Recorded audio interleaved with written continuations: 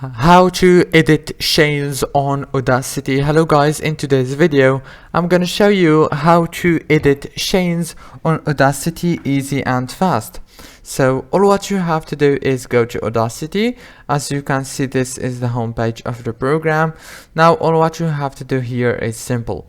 Just go to the top here on File and click, and then go down. You will find chains.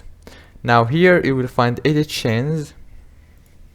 Click on it and you will be able to edit your chains from here. Actually, it's very easy. You can delete or insert or move up, down, and many other options.